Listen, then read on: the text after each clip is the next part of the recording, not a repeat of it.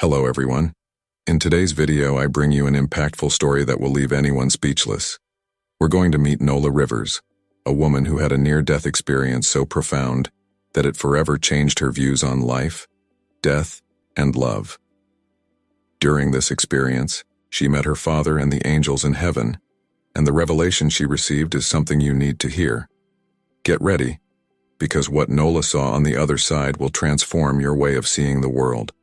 So, before we begin, give this video a like, subscribe to the channel so you don't miss any amazing content like this, and activate the notification bell to receive all updates. Now, sit back and prepare yourself for this extraordinary journey. My name is Nola Rivers, and I have a story to tell that completely changed my life and my perception of the world. I was born and raised in Asheville, North Carolina, in a family that struggled daily to survive. From a very early age, I realized there was something different about me, something that set me apart from the other children my age. While they played carefree, I lived in two worlds, the physical one, full of difficulties and deprivations, and the spiritual one, filled with presences that no one else seemed to notice. Ever since I can remember, I've always seen angels. They weren't the golden, winged figures we see in religious paintings, but soft and comforting lights that seemed to accompany me wherever I went. They were there on nights when hunger wouldn't let me sleep, and on cold mornings when I walked to school with sore feet inside old, worn-out shoes. Among these angelic presences, there was one in particular that stood out. It was a constant presence, a guardian who tirelessly repeated the same message. There's something wrong with your stomach. At the time, I was too young to understand the meaning of those words. To my family, it was nothing more than a child's imagination, a way to cope with the difficulties we faced. As the years went by, the pain in my stomach became an inseparable companion. I consulted various doctors, but no treatment seemed to have any effect. I learned to live with that uncomfortable sensation, believing that perhaps it was just another burden I would have to carry through life. Even so, the angels never stopped warning me. I married Joe Rivers, a good and hard-working man who had difficulty understanding my visions. He was skeptical by nature, and I never managed to find the right words to explain what I saw and felt. Our life together was simple but full of love and mutual understanding, even if he didn't share my spiritual experiences. Over the years, I learned to balance my life between the physical and spiritual worlds. I had 4 wonderful children and dedicated myself to raising them the best way possible. Even with our financial limitations, the presence of the angels remained constant. But I had learned not to mention it to those around me, fearing being seen as crazy or a liar. Little did I know that this entire journey was just the prelude to the event that would completely change my life and my understanding of existence. An experience that would take me beyond the limits of life and death and make me question everything I believed I knew about the world and myself. It's this story that I want to share with you now. A story of pain, transformation, and spiritual rebirth. It was a morning like any other when everything changed. I woke up early, as usual, to prepare breakfast for Joe and the children. As I moved around the kitchen, I felt that familiar twinge in my stomach. Initially, I didn't give it much importance after all. This pain had been my companion for so many years that I already considered it part of me. But as the hours passed, something was different. The pain, which had previously been a constant but tolerable presence, began to intensify in a way I had never experienced before. It was as if someone were twisting my insides, squeezing them with increasing force. I tried to ignore it, telling myself it would soon pass. But each passing minute brought a new level of agony. Joe noticed that something was wrong. He knew me well enough to know that I wouldn't complain unless it was something really serious. When he saw me doubled over the kitchen sink, my face pale and covered in sweat, he didn't hesitate. "We're going to the hospital," he said, his voice firm but full of concern. The car ride was a blur of pain and fear. Every bump in the road sent waves of agony through my body. I could feel the angels around me, their presences stronger than ever, as if they were preparing for something. I tried to focus on them, seeking comfort in their familiar light. but the pain was overwhelming. We arrived at the hospital, and I was immediately taken to the emergency room. Doctors and nurses moved quickly around me, asking questions and conducting exams. I tried to answer as best I could, but it was hard to focus on anything beyond the pain that seemed to be tearing me apart inside. After what felt like an eternity, a doctor approached with a grave expression. "Mrs. Rivers," he said, his voice calm but urgent. "You have a severe intestinal obstruction. We need to operate immediately." The words fell over me like a weight. Surgery. Immediately. Or I would die. Everything happened very quickly after that. I was rushed to the operating room, fluorescent lights passing over me as I was transported through the hospital corridors. Joe held my hand until the last possible moment, his eyes full of fear and love. "Everything will be all right," he whispered, but I could sense the uncertainty in his voice. In the operating room, the cold of the metal table gave me chills. The sound of the machines, the muffled voices of the doctors, the strong smell of antiseptic, all of this created a surreal atmosphere. As the medical team prepared, I could feel the presence of the angels stronger than ever. They were there, around me, as if they were preparing me for something. The last thing I remember before the anesthesia took effect was the voice of one of the angels, clearer than ever. "Don't be afraid, Nola. It's time." And then, everything went dark. What happened next is something I still struggle to describe with human words. It's an experience that transcends our normal understanding of the world, something that defies everything we believe we know about life and death. Suddenly, the pain disappeared completely. At first, I thought it was the effect of the anesthesia, but I soon realized that something much deeper was happening. I opened my eyes, or at least I thought I had, and saw myself floating above the operating table. Below, I could see my own body, motionless and pale, surrounded by doctors and nurses who were working frantically. It was an indescribable sensation. I was completely conscious, more alert than I had ever been in my entire life, but at the same time, I felt incredibly light, as if all the weight of the world had been lifted from my shoulders. There was no fear, no confusion, just a deep peace and an intense curiosity about what was happening. I watched the scene below me with surprising detachment. I saw the doctors moving quickly, heard the muffled sound of their voices, the beeping of the machines, but everything seemed distant, as if I were watching a movie. I knew that body on the table was mine, but somehow I no longer felt connected to it. Then I noticed a light. It was unlike anything I had ever seen before. It was brighter than the sun, but didn't hurt to look at. In fact, it was comforting, welcoming. I felt irresistibly drawn to it, as if every fiber of my being longed to merge with that light. As I approached the light, I began to feel an incredible energy enveloping me. It was as if I were being embraced by the universe itself. All worries, all fears, all the pains of my earthly life simply dissolved. I felt complete, whole, in total harmony with everything around me. And then, in the blink of an eye, I was transported. There's no other word to describe it. One moment I was in the operating room. The next, I was in a place that I can only call celestial. It wasn't like the heaven described to us in stories or paintings. There were no clouds, no golden gates. It was a space made of pure light and energy. In this place, I no longer had a physical body. I was pure consciousness, a spark of light in an infinite ocean of other sparks. And yet I was still myself. All my thoughts, memories, and feelings were there, more vivid than ever. The feeling of peace and belonging was overwhelming. For the first time in my life, I felt truly at home. It was as if my entire existence had been a long journey back to this place, and I had finally arrived. It was at this moment of profound realization that I understood. I was part of something much greater. I was not just Nola Rivers, the woman from Asheville with a difficult life and visions of angels. I was a part of the Creator himself, a unique and precious expression of the divine.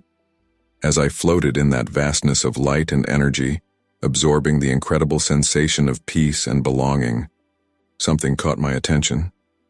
In the distance, if one could speak of distance in a place like that, I saw a familiar figure. My heart, or whatever it was I had in that state, leaped with joy upon recognizing my father, Isaac.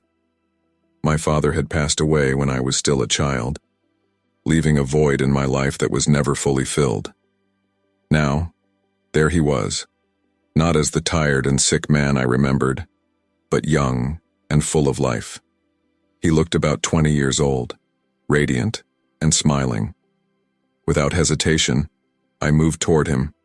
I don't know if I ran or flew. The concepts of movement seemed different there. In an instant, we were face to face. The love that emanated from him was palpable, an almost physical force that enveloped me.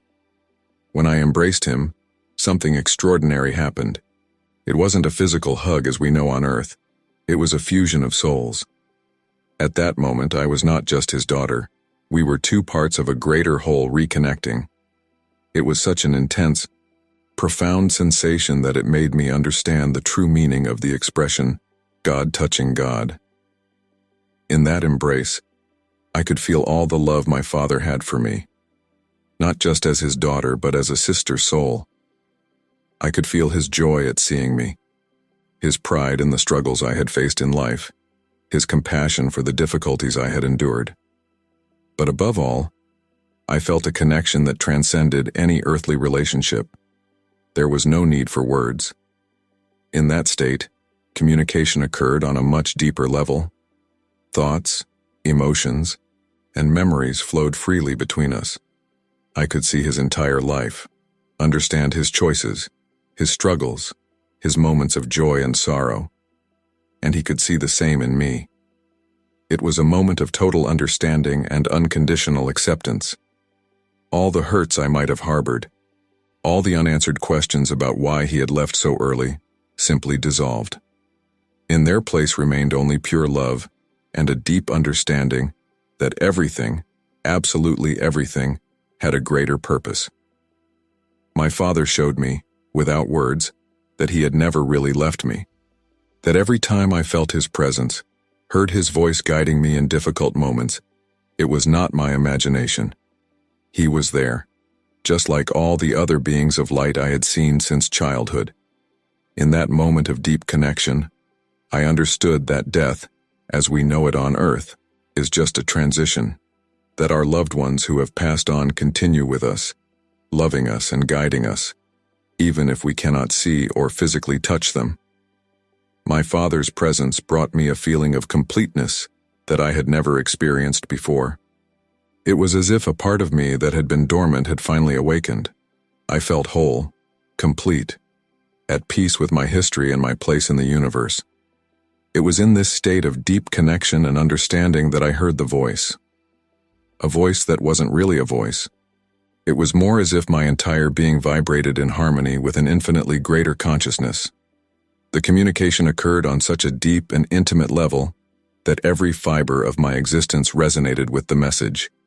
There was no separation between me and this divine presence.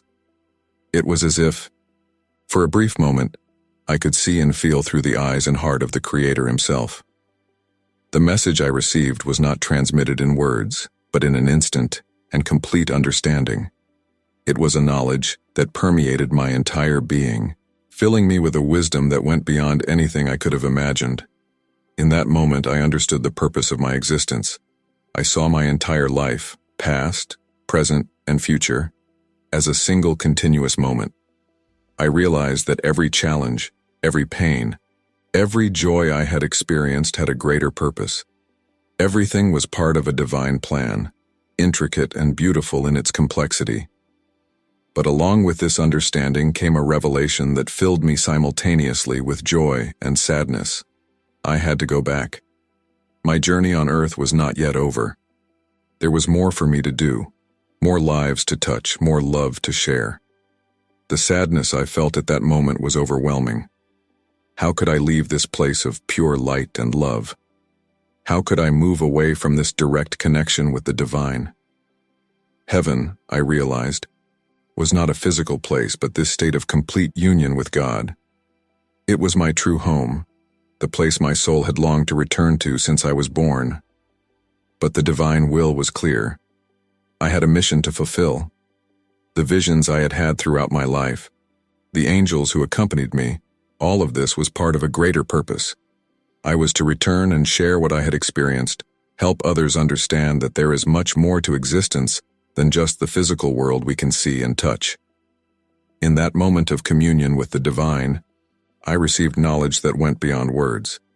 I understood that each of us is a unique expression of God's love, that our lives are precious not only to ourselves and those we love, but to the entire universe. Every action, every thought, every act of love we perform has an impact that extends far beyond what we can imagine. The divine presence showed me that love is the most powerful force in the universe, not romantic or familial love as we know it, but unconditional, universal love that embraces all of creation. This love is the essence of everything that exists, the force that moves the stars and holds atoms together. As I absorbed this understanding, I felt immense gratitude for having had the opportunity to experience this direct connection with the divine. I knew that when I returned, this experience would fundamentally change the way I saw the world and interacted with the people around me. The voice of God, this all-encompassing presence, assured me that I would never truly be alone, that even in the most difficult moments of my life, I would always be connected to this infinite source of love and wisdom, that the angels I had seen since childhood were manifestations of this divine love, guides sent to help me on my earthly journey. With this understanding came a responsibility as well. I should share this message of love and connection with the world, not in a dogmatic or religious way, but through my actions, the way I treated people, the manner in which I faced life's challenges. As the divine presence began to withdraw, I felt a mix of emotions. There was sadness at leaving this state of perfect union, but also a renewed determination. I knew that my life on earth would have a new purpose, a new direction. And so, gently but inexorably, I began to be pulled back into my physical body. The light began to dim. The sensation of infinite expansion started to contract. I was returning. The transition back into my physical body was an experience as intense as leaving it. As the divine presence withdrew, I felt as if I were being compressed, my expanded consciousness being forced back into a small, limited vessel. The first sensation I had upon returning was pain. After experiencing the peace and lightness of the spiritual realm, the physical pain seemed even more acute and oppressive. It was as if every nerve in my body was screaming, protesting against the return to physical reality. I opened my eyes slowly, blinking against the bright light of the operating room. The voices of the doctors and nurses, which had previously seemed distant and muffled, now sounded loud and clear. I heard someone say, "She's coming back. We have a pulse." The realization hit me like a wave. I had been dead. For how long I didn't know, but I had crossed the threshold between life and death and returned. The experience I had just undergone was not a dream or a drug-induced hallucination. It was real, more real than anything I had ever experienced in my earthly life. I tried to speak, to tell the doctors what had happened, but my throat was dry and sore from the breathing tube. A nurse gently stopped me from moving, explaining that the surgery had been successful, but that I needed to stay still to recover. In the days that followed, as I recuperated in the hospital, I had time to reflect on my experience. The memory was vivid in my mind, every detail crystal clear: the light, the feeling of absolute peace, the encounter with my father, the divine presence. All remained as real as the hospital room where I now found myself. The doctors were amazed at my recovery. They told me I had been clinically dead for about 10 minutes. They expected possible brain damage due to the lack of oxygen, but to their astonishment, I exhibited no after effects. In fact, I felt more alive and alert than ever. But the most profound change wasn't physical. It was internal, spiritual. I saw the world with new eyes now. Every person who entered my room, doctors, nurses, visitors. I saw not just their physical bodies, but also the divine light shining within them. I could feel the love and connection that united us all. The angels I had seen since childhood were still there, clearer and more present than ever. But now I understood them differently. They were not being separate from me, but extensions of the same divine consciousness of which we are all a part. When Joe came to visit me, I saw tears in his eyes. He held my hand and told me how frightened he had been, how much he had prayed for me to survive. Looking into his eyes, I saw not just the man I loved, but a beautiful and eternal soul, a unique expression of divine love. I tried to explain to Joe what had happened, but words seemed inadequate to describe the magnitude of the experience. How could I translate into human language something that completely transcended our everyday reality? Yet something in Joe's eyes told me that he understood, even if he couldn't fully comprehend. He saw something in me that had changed, something that couldn't be explained by medical science or human reason. As I recovered physically, I felt a growing urgency to share my experience, not just with Joe and my family, but with anyone who would listen. I knew I had been sent back with a purpose, and I was determined to fulfill that mission. The pain in my stomach, which had been my constant companion for so many years, had completely disappeared. It was as if my body had been renewed, recalibrated for a new phase of my existence. When I was finally discharged from the hospital, I left with a new perspective on life and death. I knew that my journey was just beginning. The world awaited, and I had a message to share. The days and weeks following my discharge were a period of profound transformation and adaptation. Returning home to the everyday life I knew so well was a surreal experience. Everything seemed both familiar and entirely new. The daily tasks that had once seemed mundane and sometimes even tedious were now imbued with new meaning. Preparing breakfast for my family, taking care of the house, chatting with neighbors, each action were, no matter how small, seemed like an opportunity to express the divine love I had experienced. My perception of the world around me had changed drastically. I could see beauty in everything, from the way sunlight danced through the leaves of the trees to the smile of a stranger on the street. Everything seemed connected, part of a grand and beautiful cosmic design. The angels I had seen since childhood remained present, but now I perceived them differently. They were no longer just occasional visitors in my life, but constant companions, manifestations of the divine love that permeates all creation. Their presence was a constant reminder of the experience I had had and the mission entrusted to me. My relationship with Joe also underwent a profound transformation. He, who had always been skeptical about my visions and spiritual experiences, now looked at me with a mix of admiration and curiosity. He told me that during the moments I was clinically dead, he felt a presence in the hospital room, a feeling of peace and love he couldn't explain. I began to share my experience with Joe and our children. At first, it was difficult to find the right words. How do you describe colors to someone who has never seen? How do you explain the feeling of union with the divine using our limited language?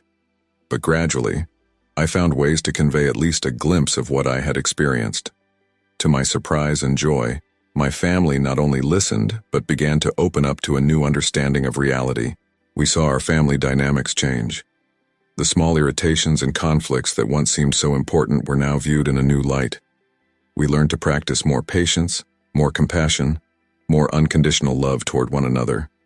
My children, in particular, seemed to sense the depth of the change that had occurred in me. They asked profound questions about life, death, and the purpose of existence.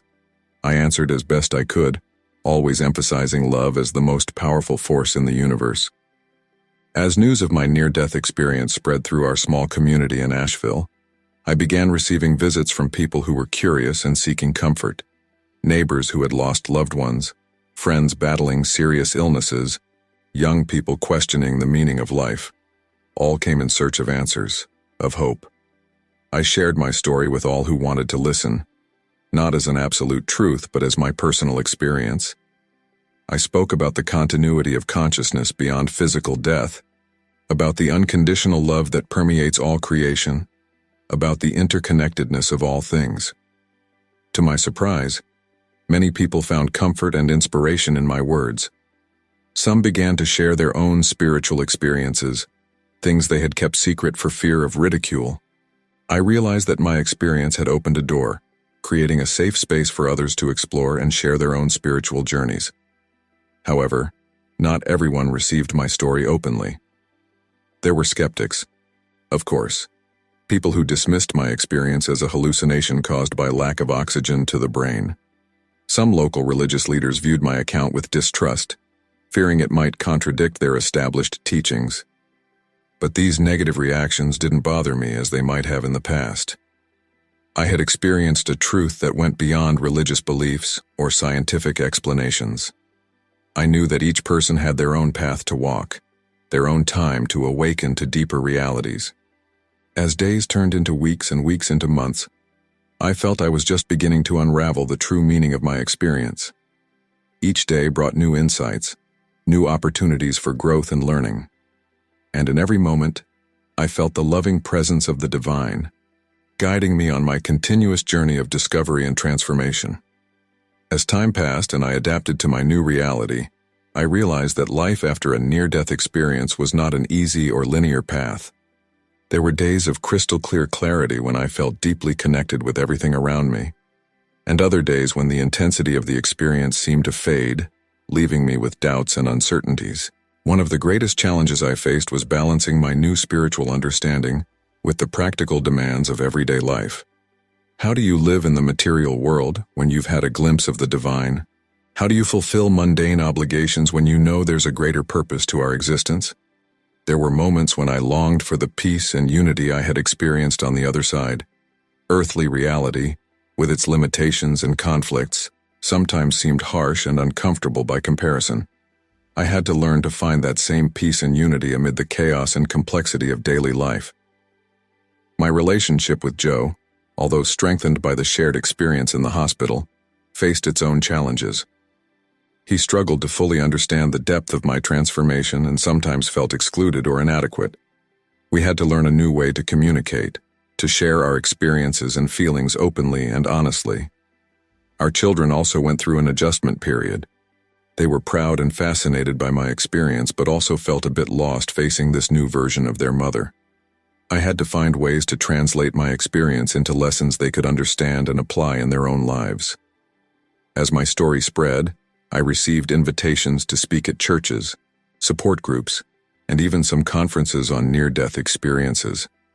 This brought a new set of challenges. How could I talk about something so deeply personal and transcendental to a diverse audience? How could I deal with skepticism and, at times, hostility from some listeners? I learned to approach each speaking opportunity with humility and openness. I was not there to convert anyone or to prove that I was right. My goal was simply to share my experience and perhaps plant a seed of hope and love in people's hearts. There were difficult moments, of course. Moments when doubt set in, when I questioned whether it had all been real. But then I would remember the feeling of unconditional love I had experienced, the presence of the angels who remained with me, and I found the strength to move forward. As the years went by, I began to understand more clearly the mission that had been entrusted to me. It wasn't just about sharing my story, but about living in a way that reflected the love and unity I had experienced on the other side. I began to get more actively involved in community work. I organized support groups for people who had lost loved ones or were facing terminal illnesses. In these groups, we shared not only my experience, but everyone's experiences, creating a space for healing and mutual understanding. Joe, who had initially been skeptical, became my greatest supporter.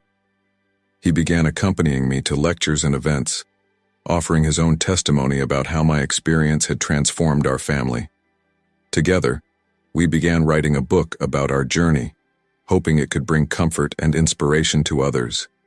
My children, as they grew up, found their own ways to incorporate the lessons they had learned. One became a counselor, helping young people find purpose in their lives. Another dedicated themselves to art, creating works that explored themes of spirituality and transcendence. The presence of the angels remained a constant in my life, but now I saw them more as manifestations of the divine love that permeates all creation. I learned to trust their guidance, but also to trust my own intuition and inner wisdom. Now, looking back after so many years, I see my near-death experience as a turning point not only in my life but in the lives of everyone around me. It was a call to awaken, to remember our true nature as spiritual beings having a human experience. I learned that death is not the end but a transition. That love is the most powerful force in the universe, capable of transcending time and space. That each of us has a divine purpose, even if we can't always see it clearly. My journey continues. Each day brings new opportunities to grow, to love, to serve. I know that one day I will return to that place of light and love I experienced briefly. But until then, I am grateful for every moment I have here, every opportunity to share the love I received. For those who are reading my story, I want to leave a message. Do not fear death. My near-death experience taught me that life is precious. Every moment is sacred. May we all live with this awareness, spreading love and light wherever we go. For in the end, that is what truly matters. If you enjoyed this beautiful spiritual testimony, give it a like, share your thoughts in the comments, subscribe to the channel, and don't forget to activate the notification bell to watch each new video and help us spread this message to as many people as possible. See you next time.